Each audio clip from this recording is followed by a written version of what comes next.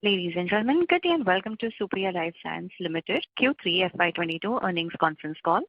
As a reminder, all participant lines will be in the listen-only mode. There will be an opportunity for you to ask questions after the presentation concludes. Should you need assistance during the conference call, please signal an operator by pressing star then 0 on your touchtone phone. Please note that this conference is being recorded. Today on this call, we have Dr. Satish Wagh, Chairman and Managing Director of Supriya Lifescience Limited, along with senior management team. This conference call may contain forward-looking statements about the company, which are based on the beliefs, opinions, and expectations of the company as on date of this call. Actual results may differ materially. These statements are not the guarantees of future performance and involve risks and uncertainties that are difficult to predict. I now hand the conference over to Dr. Satish Wagh from Supriya Lifescience. Thank you, and over to you, sir.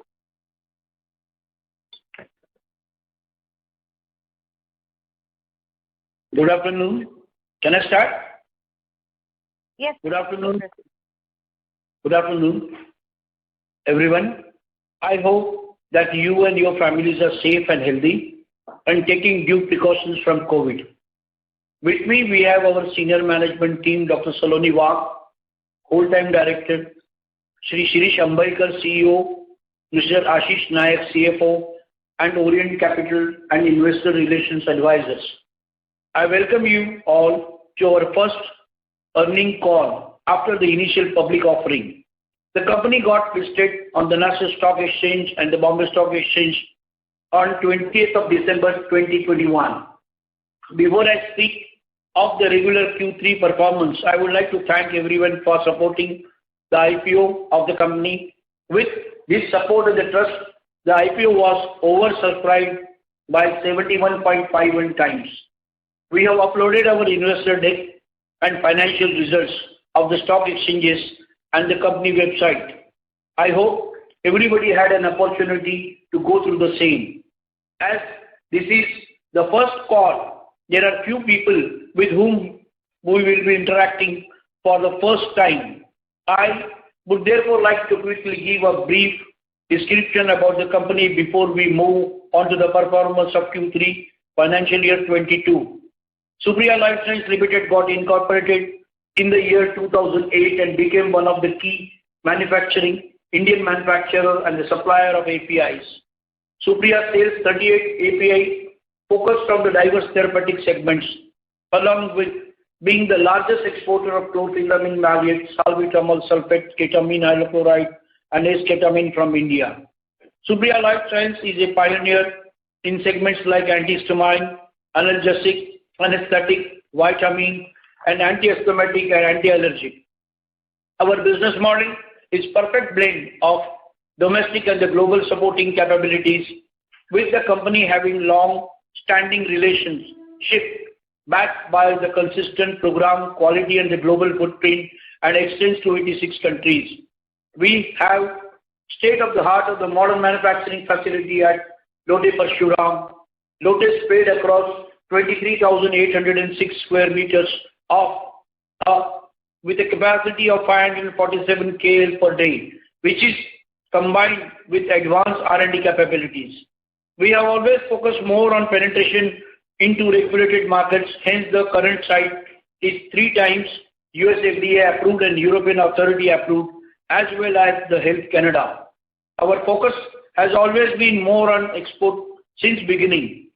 Our revenue generation region was 77% of the total revenue generated from the export and about 23% in the domestic. This is 77% is also spread across almost 86 countries today and the different geographies like Latin America, Southeast Asia, Europe, which is one of the strongest regulated market, North America and other parts of the world. We have a long-standing relationship with our clients, some of the large and the users that we are catering to our LNK, which is US-based, is in serve of mankind, which is one of the largest end users in India, and we have customer base of 1,296 plus. Supriya has a proven track record of operating and the operations and delivering strong financial performance year after year. This can be visible in its revenue and the key profitability ratios in a dynamic and constantly changing industry. I'm very happy that my second generation, my two daughters, both Dr. Saloni and Shivani Wagh, have entered into the business and continue the legacy, which brings instrumental in driving the growth of the company in the future. Now I request Dr. Saloni Wagh to take us through the strengths and the future growth of the strategies. Thank you. Thank you, Dr. Satish Wagh, and we thank everyone who is present on the earnings call today for Supriya Lifescience Limited. I would like to take this opportunity to highlight the 5 key strengths of the company. The first key strength is the significant scale of operations that we have and the leadership position in our key products. The top 3 products that we manufacture, which is chlorpheniramine maleate, ketamine hydrochloride and salbutamol sulfate, we control a large percentage of exports from India. For chlorpheniramine maleate, about 45 to 50%, ketamine 60 to 65%, and salbutamol sulfate about 30 to 40%. The other key strength of the company is the diversified therapeutic categories that we have. Currently, if you see in the last 4 to 5 years, most of the therapies have shown a good growth. The goal going forward would be to add more and more therapies with the existing basket so that we further de-risk this portfolio. Some of the new products that we have launched this year are now complementing with the existing therapies, like decongestant molecule, goes in combination with antihistamine and anti-allergic. The second key strength that I would like to highlight, just 1 minute. Yeah, this is Shirish Ambekar. I am just taking it over from Saloni. Talking about the second strength here that we would like to highlight of the company's backward integration in our business model. The top 12 products which we produce contribute 67% of our total revenue. We are fully backward integrated company in these products. We do not buy any advanced intermediates from outside, and we manufacture all these APIs mostly from the basic stage because we are not relying on external parties. We have not faced till so far any supply chain disruptions, and our manufacturing continues as per our plan. On the third aspect, our revenues are diversified with extensive global presence. The vision of the company for the last 5 years has always been penetrating into more of European US markets, regulated markets, and that would be the vision for the company going forward as well. If you look at the total percentage contribution of regulated markets to the revenue offered by the company in FY21, it was 38%.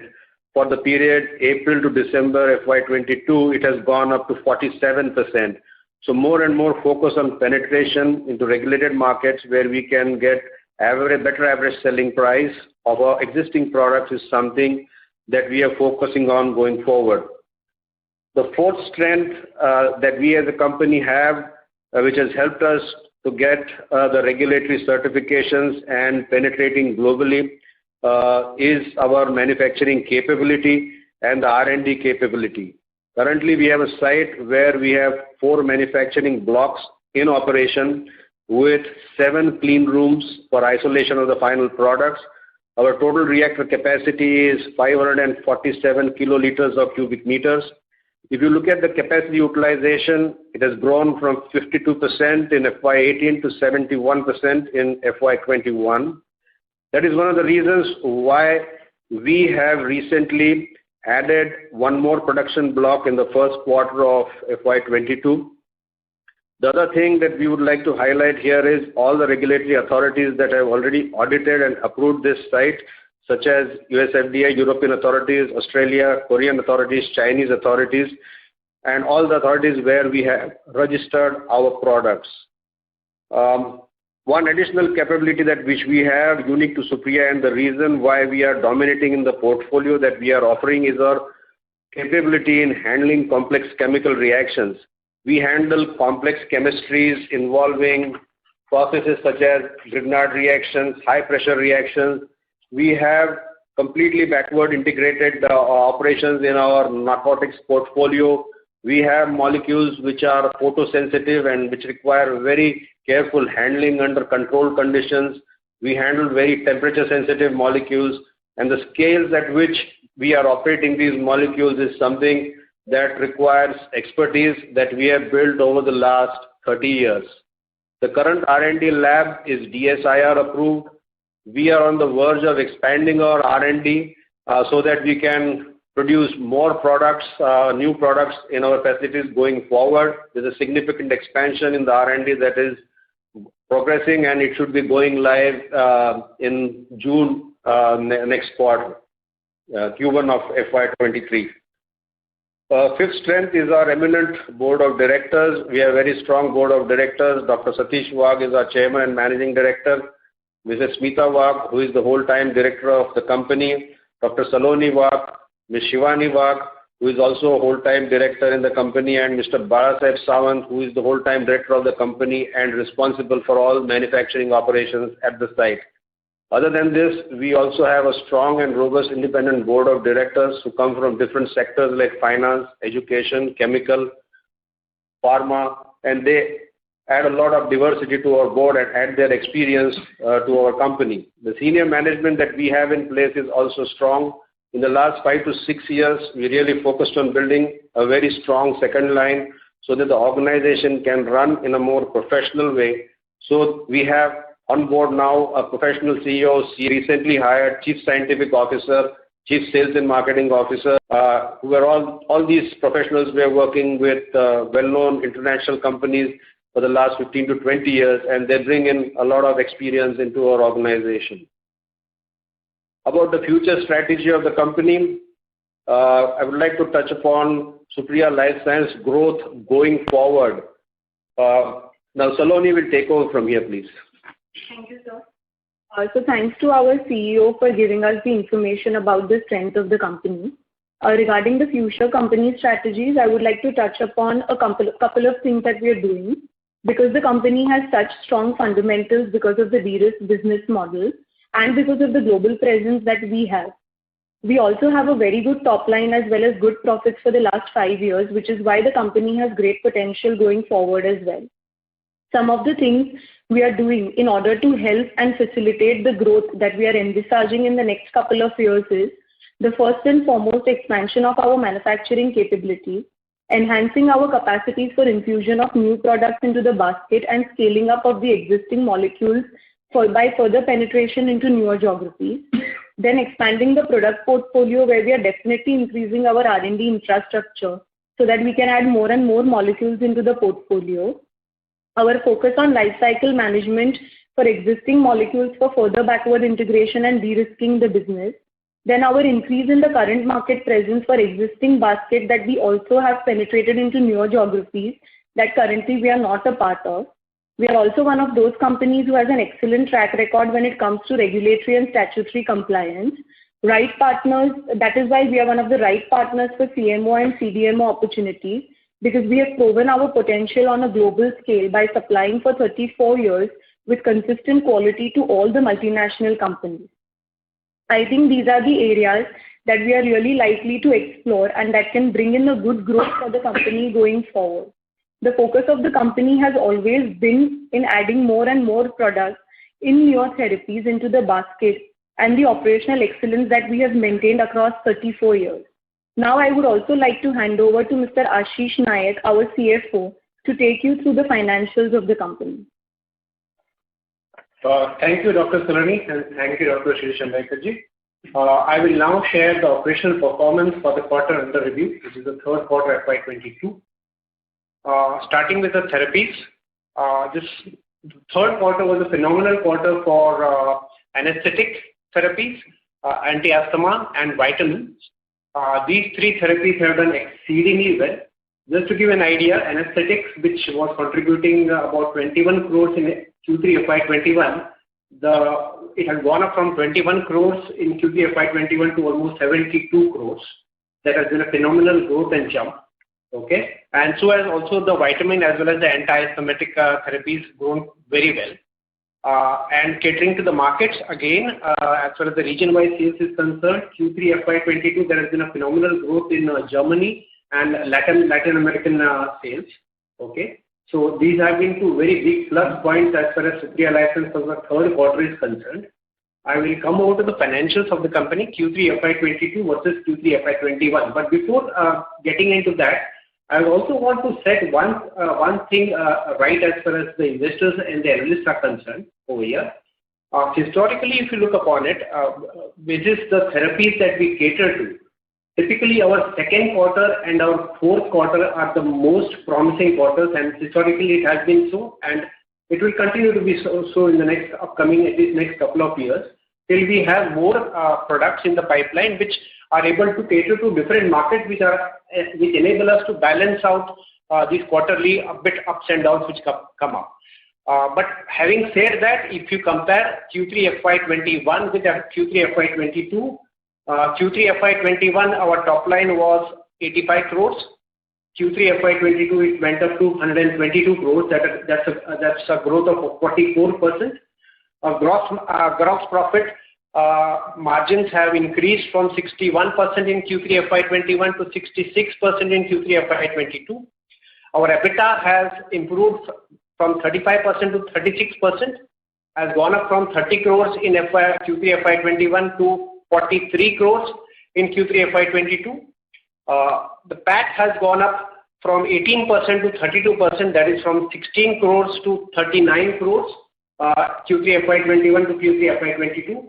For the 9 months ending FY22 versus 9 months ending FY21, if I compare, 9 months ending FY21, we did a top line of 266 crores. From 266 crores, our top line has gone up to 352 crores. That's a growth of 32%. Our gross profit margins have improved from 63% to 65%. Our EBITDA has improved in terms of absolute terms from 113 crores to 142 crores. Although as a percentage, it has marginally dipped from 43% to 40%.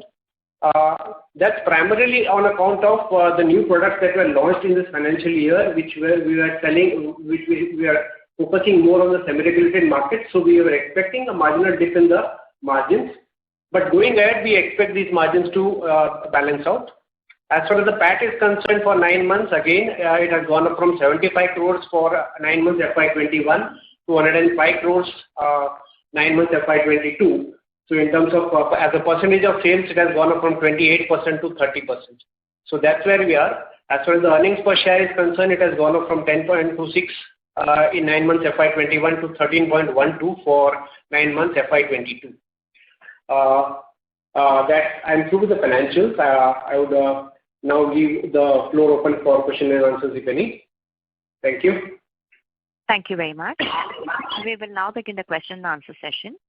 Anyone who wishes to ask a question may press star and 1 on their touchtone telephone. If you wish to remove yourself from the question queue, you may press star and 2. Participants are requested to use handsets while asking a question. Ladies and gentlemen, we will wait for a moment while the question queue assembles.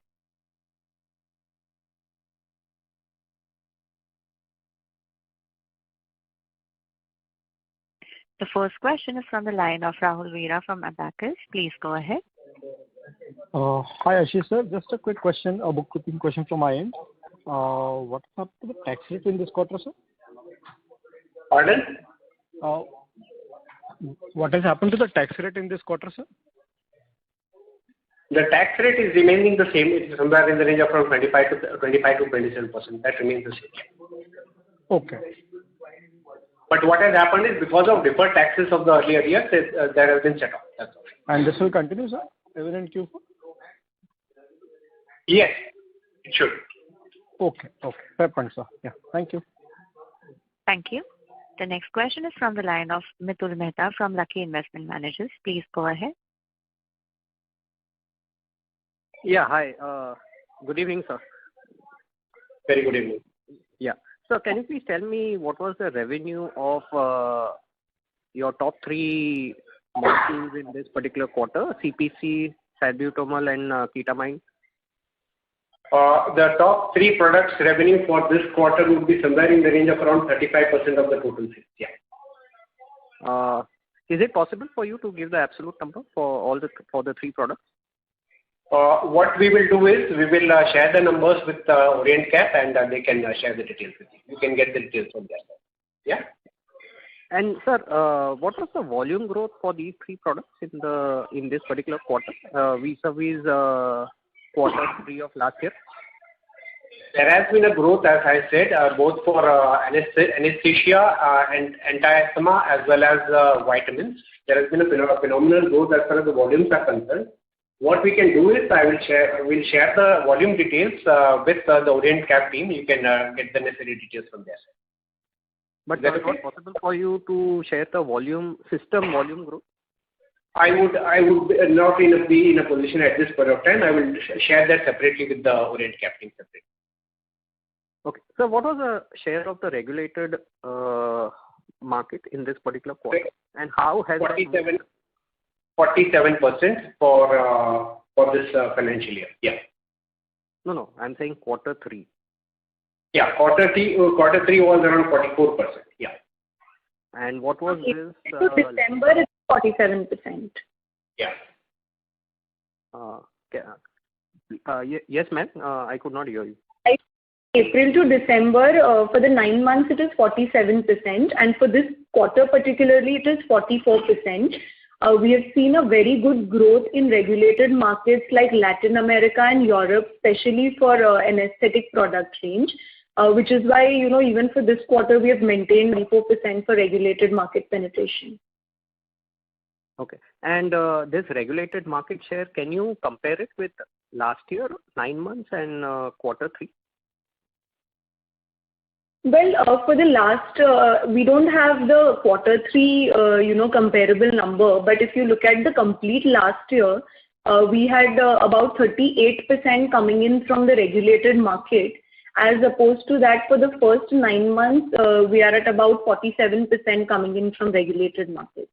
So definitely, in line with the company's strategy, the regulated market share is increasing year on year. And is it possible for you to disclose the price growth in this particular quarter? Well, I don't think that is something that we are in a position to disclose in this particular call. If you want any particular details, I think our IR person, Orient Capital, would be the right people to connect to, and then they can resolve those queries for you. Okay. And actually, for us, price remains the same. There is no increase in price. Why should we increase the price? I have not understood. No. Because I think as a company, we are currently not able to disclose the volume number. So I just thought, was there any sort of a price increase that we witnessed in this quarter in our key products? Which is why I wanted to understand the value, the mix, the bifurcation of the value growth. For us, the value remains the same. Our philosophy is different. We never try to increase unless and until there is a major change. Okay. And sir, can you also talk a little bit more about your CDMO strategy and where are we at this point of time, and by when do you see that part of the business taking off, and what sort of margins are there in that business? Okay, I will answer this question. I'm Shirish Ambaikar. As regards your question regarding the CDMO business, we just started getting into this space. We have about 4 projects that are at various stages. One, I would say, is in the early supply for registrations. The second one is where we are in the final stages of development. In the third project, we are in the early lab development, and the fourth one, we have to initiate development in the lab. So this activity we started just a few months ago. The activity is picking up, and CDMO business is such, there is typically a slow start, and it takes about 2 to 3 years to realize, some significant, I would say, commercial benefits. So it will start impacting perhaps in about 2 to 3 years' time, but 4 active projects, 2 more significant ones, discussions are initiated in a new space, I would say, which is not in our therapeutic basket at the moment. Okay. And sir, for the for the full year, do you still believe that we can comfortably close the year at 40% margins? And how confident are you on this number over next 12 to 15 months in terms of margins? Yes, if you look at our historical numbers for the last couple of years, we have maintained the 40% EBITDA margins, and we have maintained a revenue growth of about 18 to 20%. And we are very confident that with the Q4 of this year and towards the end of this year, we'll be able to maintain the margins that historically we have been maintaining. And if, for that matter, if you look upon it, even for the 9 months ending, or EBITDA as a percentage of total income was coming to, in any case, was maintained at 40%. Okay. I want to clarify one thing over here. When you look at other income over there, the one question which comes to my mind is, are people looking upon it as sort of an interest income or dividend income? No, in our case, a major part of this other income is actually any other operating income. You understand? Because see, what happens is when we are exporting, there are some incentives which are given by the government, like the product focus incentive which was there earlier, the MES that we used to get earlier, and duty drawbacks. So this is primarily the revenue which is related or affiliated to the business of the company. So I would look upon not only operating revenue but also the operating revenue plus the other income, which is a part of the business that I would consider. So that's how I would look upon it. Yeah, that's one thing which I wanted to clarify in this regard. Sure. So, sir, so let's say your total other income of about 5.4 crores, which you have reported, how much of that would be duty drawback, export incentive? Almost 95% of that would be duty drawback and export incentives. Now that is about 1.5 crore. So about 1.5 crore, right? More than that. 90%. Sir, I actually... Sorry to interrupt, sir. Sir, I would request... Ma'am, last question. Just a minute. Okay. Yeah, sir, can you please give us an absolute number for that particular other income? How much of that is pertaining to export incentive and duty drawback? Roughly in the range of around 4.5 crores, yeah. Okay, so balance is other income, 2.5 crore is the business income. Yes. Okay, great. Thank you. What I'm saying is almost 90% of the other income is of other operating revenue, which is like duty drawback or product focus incentives which the company was getting from the government as an incentive to export. The balance amount is on account of either some dividend income or some interest income. That's it. Nothing else. Yeah. So that dividend income and interest income is other income. So that we cannot include as the business. Absolutely. Correct. Yes. But so rest 2.5 crore is... Yes. So 2.5 crore is what we should be accounting for, right? Yes. Okay. Thank you very much, sir. Congrats. All the best. Thank you. Thank you. Participants were requested to please restrict your questions to 2 per participant. Should you have any further questions, we request you to come back in the queue. The next question is from the line of Yash Gupta from Angle One. Please go ahead. So, sir, first question is on the region-wise contribution. Our European businesses contribution is increased from 22% in Q3 FY21 to 53% in Q3 FY22. So, what's the reason behind it, and how we are looking forward for the next couple of years? Well, the main reason for the increase of sales in the European region is because some therapeutic categories like anesthetics, vitamins have shown some good growth in Q3 FY22. So mainly it is driven by that. Like I mentioned before, the company's strategy is to penetrate into more and more regulated markets. And the European region is a focused region for the company. Even today, other than the top products, there is a group of about 10 to 12 products that we have already applied for CEPs, and we are expecting to receive these CEPs in the next 6 to 9 months. So that is one of the main reasons for growth in the European region. So is there any one-off in the European region, or is there anything that one-off that we have received, or one-off of the order that we have received in this particular quarter? No, there is nothing one-off. It's a effort of multiple years, and the CEP sort of coming in the last couple of months, wherein the sales for certain products in the European region has increased by getting better penetration and acquiring new customers. So it's not a one-off. This is a trend that we expect that would continue in the next couple of years as well. Okay. Second question is on the capacity utilization. What's the capacity utilization by the end of this Q3? And what are our capex plan for FY23? I'll take that question. As on today, if you talk about the reactor capacity, which we measure in kiloliters or cubic meters, we are at approximately 550 cubic meters. And one of the major activities that we are undertaking or already have started work on is modernization of our infrastructure. What this means is some of the old manufacturing blocks will be replacing with new ones.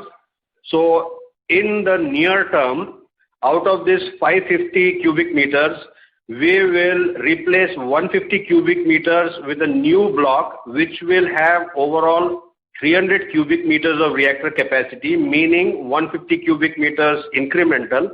So we will go to 700 cubic meters with this first phase from 550. And in the next phase, we plan to replace another 150 cubic meters with 600 cubic meters. So in the next 3 to 4 years, from today's capacity of 550 cubic meters, we'll go to approximately 1100 cubic meters. So almost doubling in the next 3 to 4 years. So what will be the capex requirement for the first phase for FY23? For the first phase in FY23, for the one production block that Mr. Ambekar just mentioned, we are looking at a capex of about 55 crores. This would add that about 350 KL for the capacity to 547 KL that we have. And then recent one, that block we have added, it was a replaced one or the new block that we have added? The one that we have added recently, which we call our D block, that has actually gone into production in June of this financial year. And it's a new block. And it's a new production block. Okay, sure. Thank you. All the best. Thank you. The next question is from the line of Susmit Patodia from Motilal Oswal AMC. Please go ahead. Hi, good evening and welcome to the capital markets. My first question is your antihistamine sale this time in this quarter was zero as per your presentation. So if you could just help us understand that. Historically also, if you look at our sales, Q1 and Q3 are usually lower. Because antihistamines, anti-allergic kind of products have a certain seasonality attached to them. So Q2 and Q4 are usually the stronger months for this category of products, especially for the regions like China where we are supplying. Usually Q4 is the time when there is a lot of seasonality change and there is a surge in the demand for these products during this particular quarter.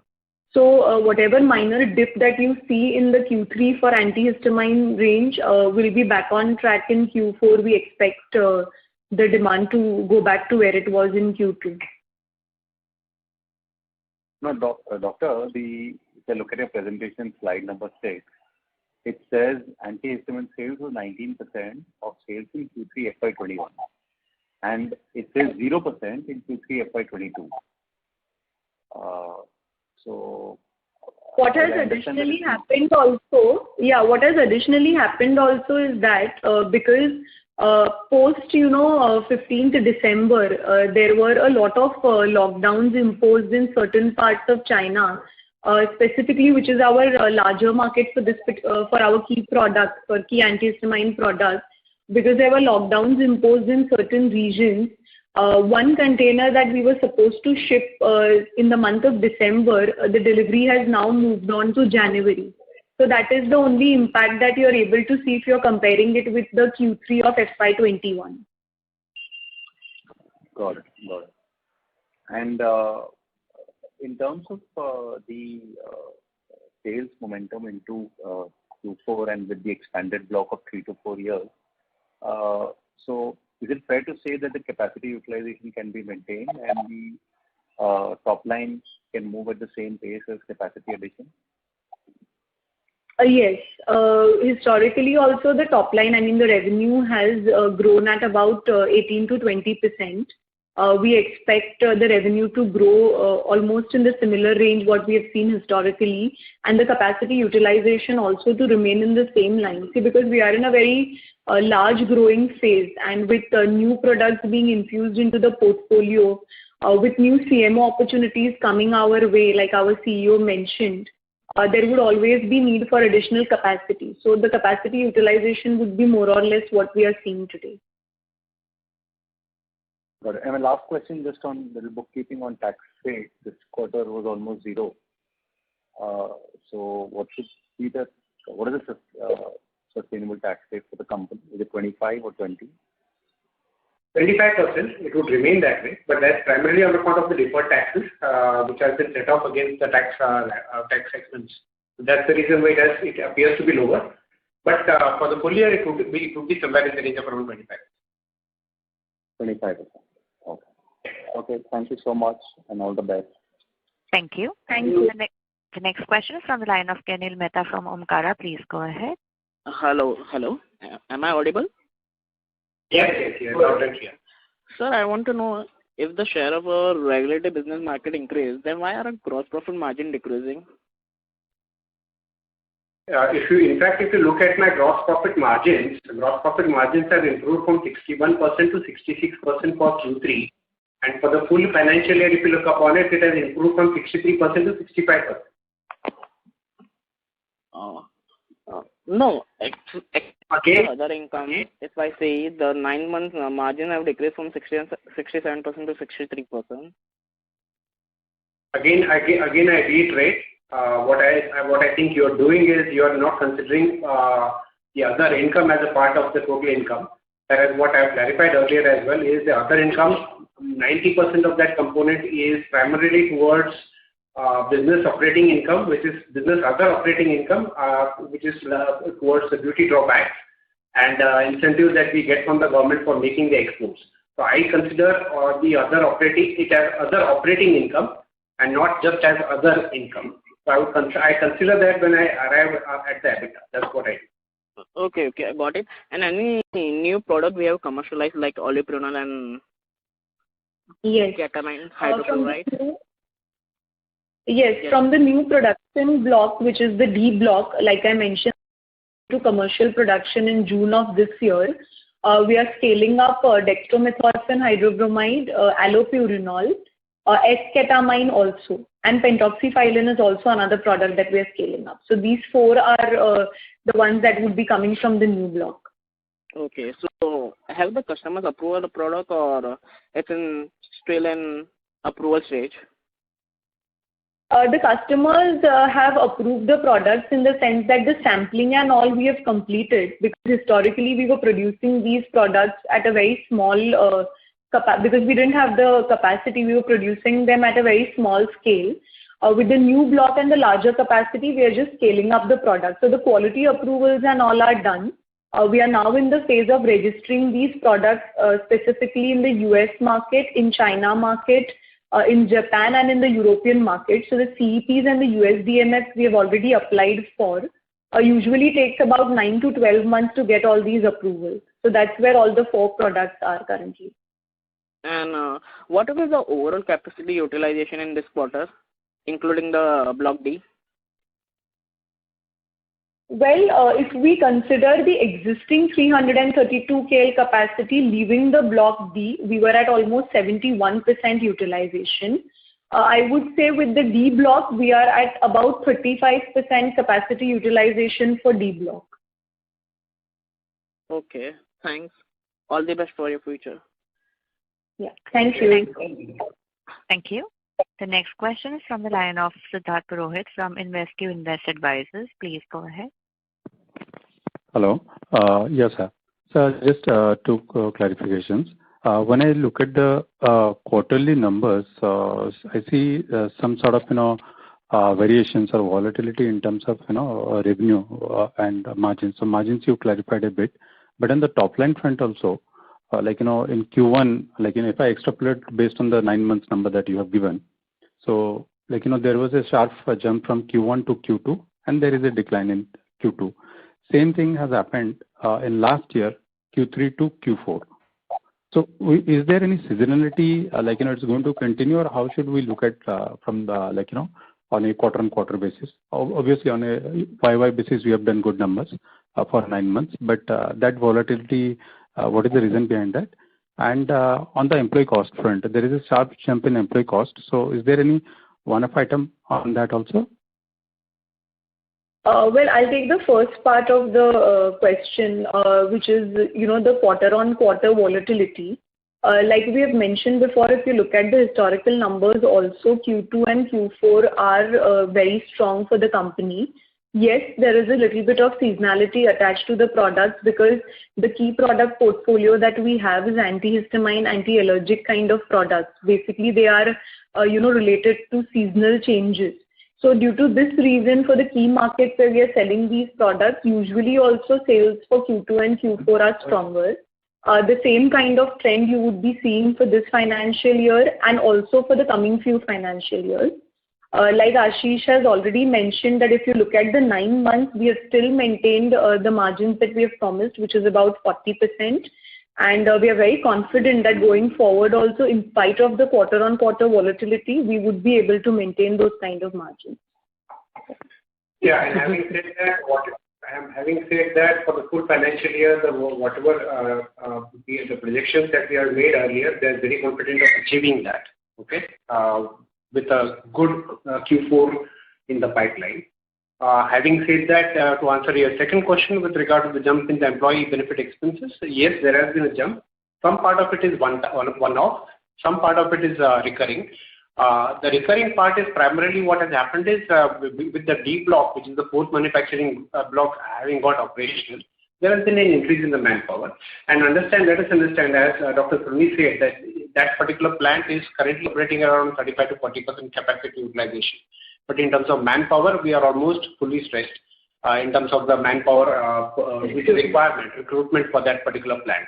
As that plant matures and as it is able to reach higher capacity utilization, obviously as a percentage of the total, in absolute terms, it may not be much of a change, but as a percentage of total, the margins would definitely go up. That's point one. Yeah. So, sir, just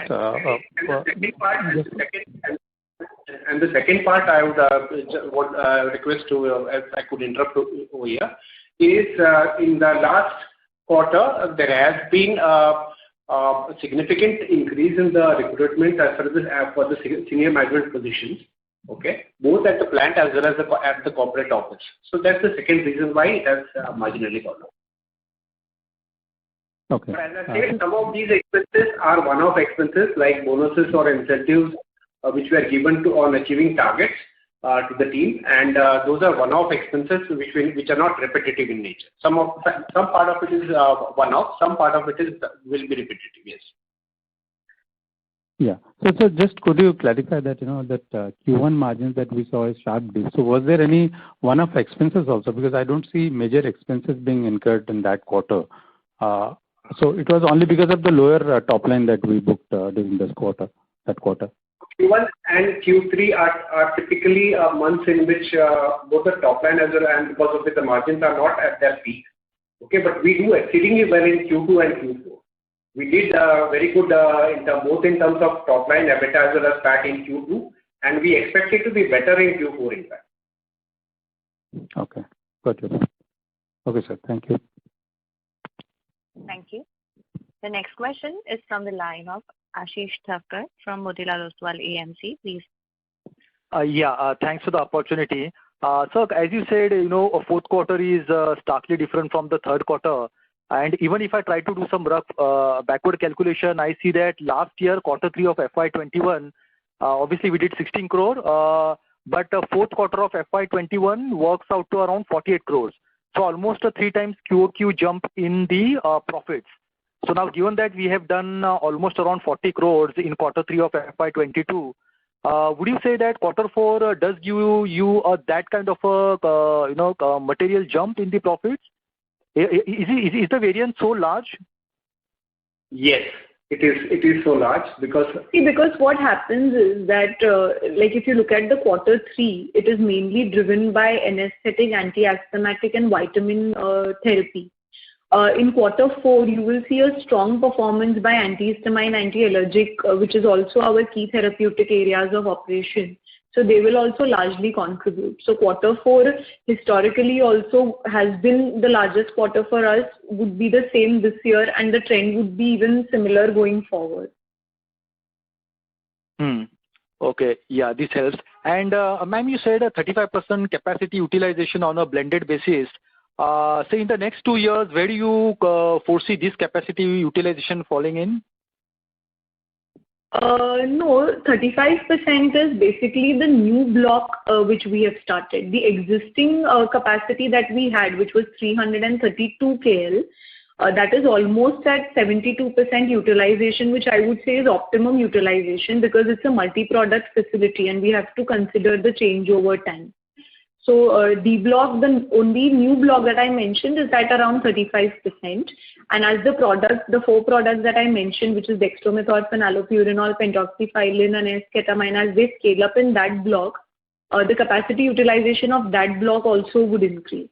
Which is why we have already initiated the work for the new block, like our CEO mentioned, the E block, which would further add about 310 KL, 350 KL capacity. Okay. Okay. And ma'am, anything specific you would like to share on dextro, given that, we are probably one of the few players who might have got this product on our side? For dextromethorphan, we have, we are fairly backward integrated for this product. The one key advantage that Supriya has and one of the key strategies of taking this product into our portfolio was that it goes in combination with our key product, which is chlorpheniramine maleate. And we are the market leaders for that product. So the global presence that we have and the customer base across 1,300 customers that we have currently, the strategy would be to leverage this customer base because whoever is currently buying chlorpheniramine maleate is also buying in combination dextromethorphan. And they have already audited Supriya's facility. They have approved the quality. They have seen our consistency in quality for last 30 years. So the approval is much faster as compared to any other supplier. So that's the basic strategy for, taking this product in our portfolio. Okay. So just one last question for Mr. Ashish. So I think in your opening remarks, you did say antihistamine from 21 CR to 72 CR. Was that for a QOQ comparison? Because as the earlier participant said, antihistamine is 0% contribution. So did I miss something? Yeah. What I had said was anesthetics, not antihistamine. Anesthetic, there has been a phenomenal growth in the third quarter. Yeah. Yeah. Okay. And the reasoning you gave, there was some shipment got delayed and that will spill over to fourth quarter, right, for antihistamine? Yes. There is a little bit of deferred sale that would happen in the month of January because of, lockdowns post 15th December in many ports. And also globally, because a large percentage of our revenue is generated from exports, which is 77%, almost 77%. What happens is post 15th of December, the entire European region, Latin American region, North American region, usually they get shut for holidays. So we are unable to ship any kind of material after 15th December. So there is a little bit of deferred sale that would happen in January. And this is not a one-time thing. This is a consistent thing, yeah. Historically, I never recorded that. Even last year, in the last quarter, we did was the highest growth, highest sale as far as the fourth quarter was concerned. And that will continue in this financial year. Okay. Yeah, this helps. Thank you so much and all the best. Thank you. Thank you. The next question is from the line of Vivek Gautam from GS Investment. Please go ahead. Yes, sir. Just like to highlight one point that before IPO, we had confidently predicted a margin in the range of 40+%, and this 32% margin which has come as a dampener for many of the investors who sort of said that before IPOs the projections are rosy and subsequently the numbers are say. So this is basically a one-off, and but over the full year we can able to claw back to 40% margin, sir. Okay. One correction. What I am sure you are doing is you are considering other income and not considering that as a part of the EBITDA. Whereas what I stated earlier in this discussion as well is a major part of that other income is basically other operating revenue, which is primarily towards incentives like duty drawback and other and product focus incentives, which are a part of my operating income. So, but what happens is since it is reflected as other income, I am sure you're not considering that. If you consider that aspect of as a part of the total income, my EBITDA as a percentage of total revenue comes to around 36% for Q3 FY22, which has gone up from 35%, and for the full for the 9 months ending FY22, it is continuing at 40%. Second part is as far as with an improved performance in the fourth quarter, for the full year, we are very confident of delivering the results that we had promised in the investor presentations. Yes. So just to summarize what Ashish has said, we have done a top line for the 9 months. If you look at it, a top line of 352 crores with a 142 crore EBITDA, which is still 40%. And a PAT of 105 crores, which is still at 30%. So whatever we have promised, even during the road shows, the performance for 9 months, if you look at it, is consistent with what we have promised, and would only get better in the quarter 4. Okay. And what about the capex plan, madam, especially for the Ambernath unit? Also, you mentioned that one more unit is coming up, and single location this gets reduced. And any idea on the molecules which you are going to launch? Yes. So along with the new block that we are introducing in our current site, for which we are anticipating a 55 crore capex, the Ambernath plant would also come into production in the next 9 to 12 months. We have already decided therapeutic category of products for this particular site. Mainly, high value, low volume kind of products coming from anti-anxiety kind of category. So that is already in the pipeline. The R&D work is completed, and now we are just waiting to, install the machineries and everything at Ambernath plant. The civil structure is already ready. This would add about 175 KL, 100 KL further to the capacity that we currently have. And does the environmental clearance for this particular plant as well as the CTP is already in place? We were just waiting for the environmental clearance changes for discharge. We just got it last month. Okay, sir. Thank you. Thank you. The next question is from the line of Tushar Bohra from MK Ventures. Please go ahead. Hello. Yeah. Hi, Tushar. Hi, Tushar. Hi. So a couple of points on the CDMO side. Shirish ji mentioned that we already have 4 projects in hand. If you can help detail out a little bit more whether we are already booking any revenue from CDMO CRAMS in the business today, or by when do we start to see some revenues accruing, as well as this number of projects for what kind of number of projects we expect we can move towards over the next 15 to 18 months, and what kind of contribution could CDMO as a business have on the overall business, say in 3 years' time from today? Okay. As I said earlier, there are 4 projects that are at various stages. As regarding your question on when the revenues would start coming in, we expect revenues would start in the first quarter of next year. And since these projects, have some gestation period to reach, a level of maturity, it takes 2 to 3 years. So, as I said, in the first project, we are doing supplies for registration. Thereafter, registration and approval, the first commercial quantities will start. That is 1 year away for the first project, which is the most advanced. The second project is for an intermediate for a global company. We are in the advanced stages in the lab, and the samples will be submitted sometime next month. After they approve, it will take about a year's time to give them the material for qualification. That's on the second project. Third project is in a very niche area for another international company. They want advanced starting material for a specialty molecule. The first samples are ready in the lab. So this would be a small volume and very high value, but it will be kilogram quantities globally. And the fourth project is something that the customer has asked us to start work on. We will begin the work on that as we move to the new R&D expanded facility, which goes live in June, this first quarter of next financial year. So these molecules that we are referring to, wherever we are referring to not the intermediates, but let's say the end products, these are pure CDMO projects or CMO projects? Meaning, is this with innovators? There is one CMO, the others are CDMO.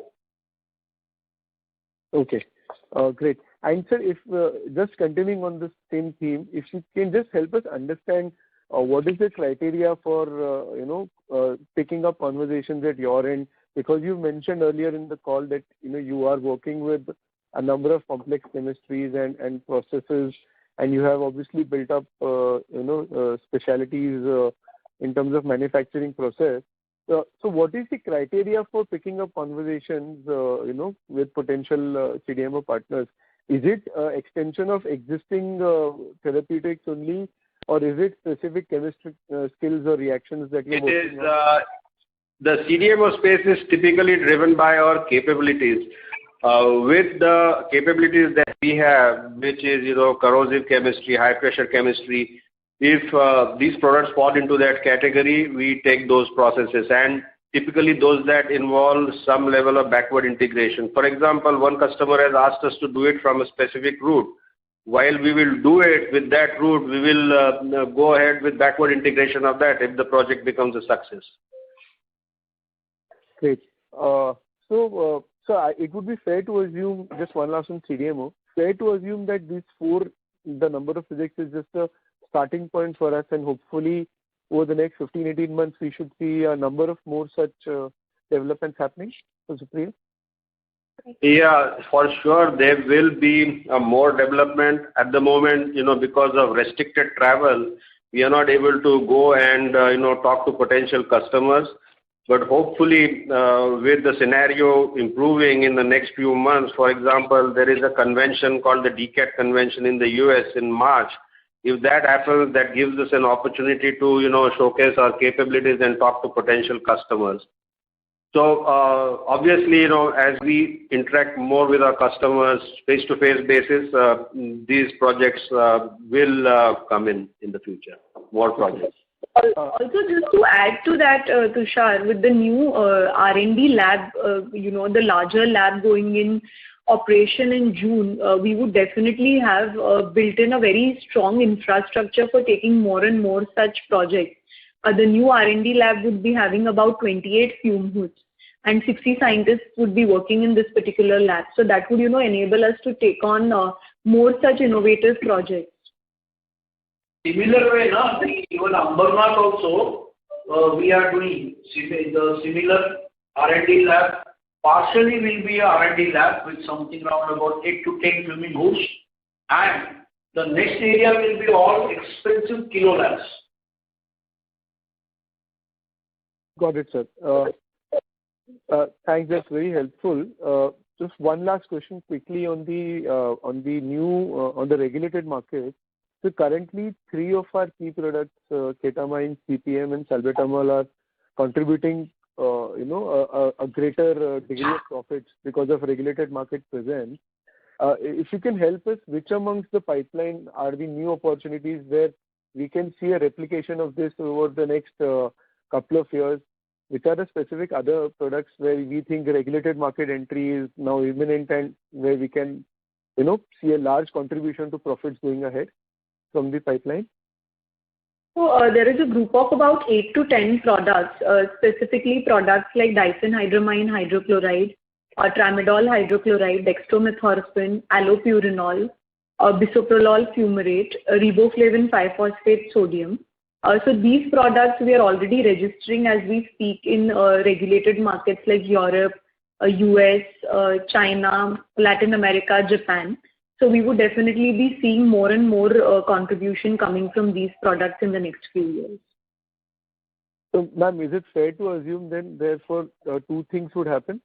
Say in the next couple of years, our product concentration would reduce significantly from top 10 and top 5 products, and also that we would have not just these top 3, but maybe a basket of 8 to 10 products where we are looking at a significant regulated market presence? It's fair to assume that? Absolutely, yes. The goal is to, de-risk the current portfolio. So the dependence on in the top 3 products itself, ketamine and salbutamol would continue to grow, in terms of volumes in regulated markets.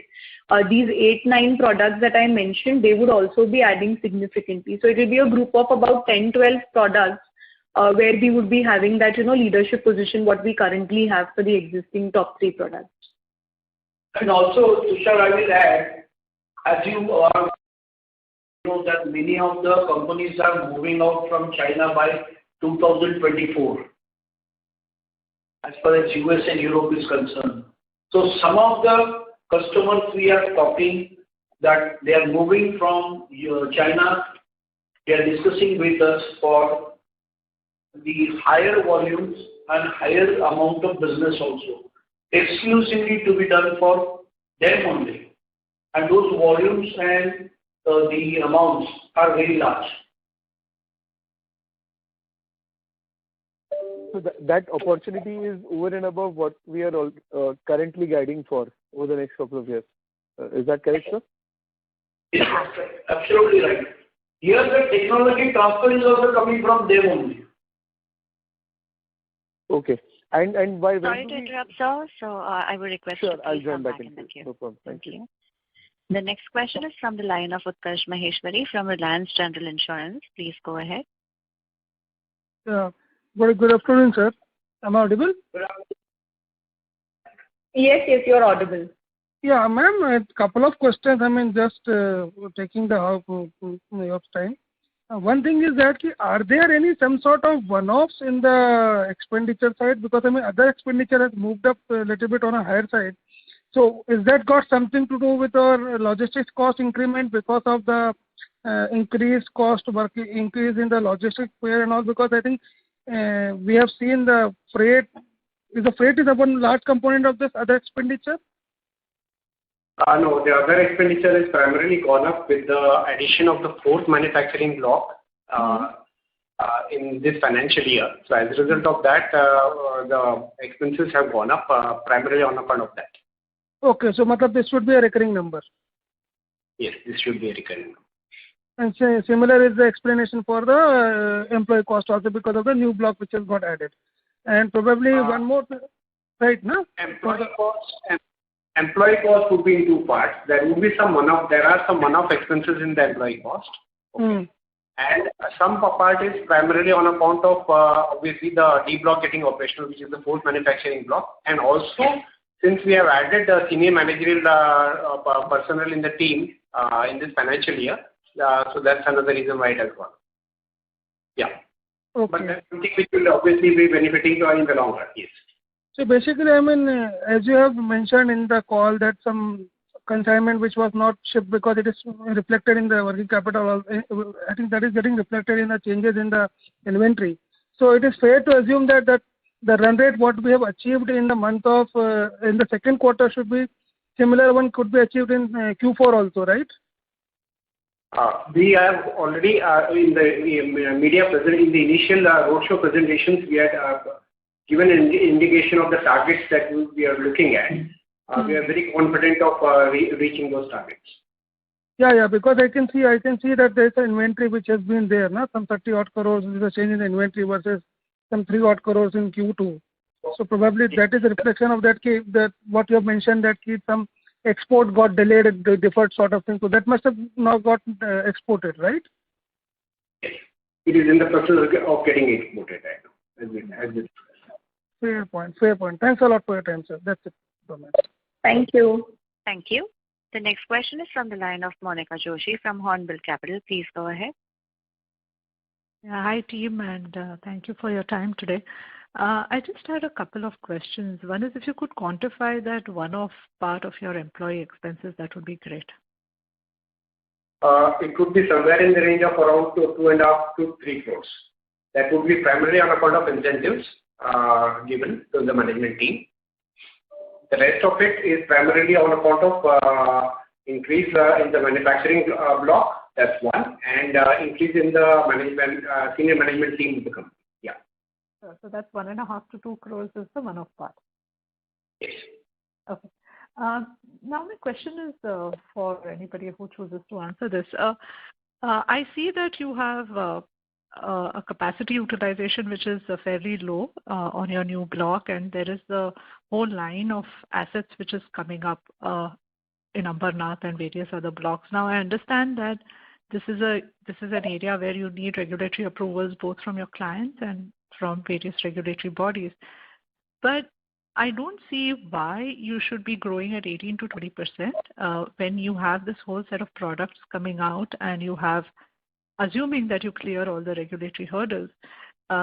Is there something that is stopping you from upping your growth guidance to say, I'm just putting out a number, please correct me if I'm wrong, say 25% or 30%? So what is it that it would take you to grow that number? See, Monica, fair question, but you have to understand that when we say that, we are infusing new products into the portfolio, we are coming up with all these new blocks, there is a certain, time period that requires for turning these blocks and starting the commercial production, which we have to anticipate. Also, when you're registering a product in a regulated market, again, there is a certain timeline depending on which country you're registering. It takes anywhere from, 12 to 24 months. So considering all these factors and the cooling period sort of, involved in registering the product in regulated markets, getting all these production blocks up with the civil work and all those areas, then getting the necessary licenses, environmental clearances and all the approvals for the facility. That's the reason why we anticipate 18 to 20% growth. It's all linked to that timeline of, how the turnaround of these products would happen. So you've grown 35% in the first 9 months, correct? Yeah. Yes. And that is a payoff of what you have done in the previous few years. And I suppose you would have continued to do that. You have been at it for a very long time. So with your assets coming up, will that run rate, maybe a slightly lower run rate, will that not continue, Saloni? That is the question. Well, yeah, Monica. See, at the end of it, we always believe that it is better to under-declare and overachieve. Okay. Our target is much higher. That's an internal target. But as far as these forums are concerned, that's what we stick to. But obviously, internally, we have got much higher targets. I'm not at liberty to disclose those targets at this point of time. But please rest assured that we are definitely striving for a much higher targets as compared to what we have declared in this forum. Yeah. Okay. Ashish, there's one suggestion that if you have this kind of an other operating income in your other income, that it is best that you declare it as another operating income. That would help us in putting that as a part of your revenues. Right? Yes. That's the suggestion I would, please request you to take it. I've already taken note of that. You will immediately see the same from the coming quarter onwards. Yes. Definitely. Thank you so much, Ashish. And I wish you guys the best. Thank you. Thank you. Thank you. Thank you. In the interest of time, that was the last question. I would now like to hand the conference over to Dr. Satish Wagh for closing comments. To sum up, we believe our ability to adapt, reinvest, and innovation that has kept it at the forefront of the industry. This unique business philosophy on top of promising economic trends, we can get a very well positioned to seize the next phase of the growth opportunities. We believe that Supriya Lifescience offers a huge growth potential to investors who would be on boarding with journey with us. Thank you once again to attend the call and for your patient listening, and we look forward to taking with you again next quarter. For any further information, we have to get in touch with Oriental Capital, our investor relations advisors, and they would be happy to help you. Jai Hind. Thank you. Thank you everyone for giving us the opportunity. Thank you. Yeah. Thank you. Thank you very much. On behalf of Supriya Lifescience Limited, that concludes this conference. Thank you for joining us, and you may now disconnect your lines. Thank you. Thank you. Bless you.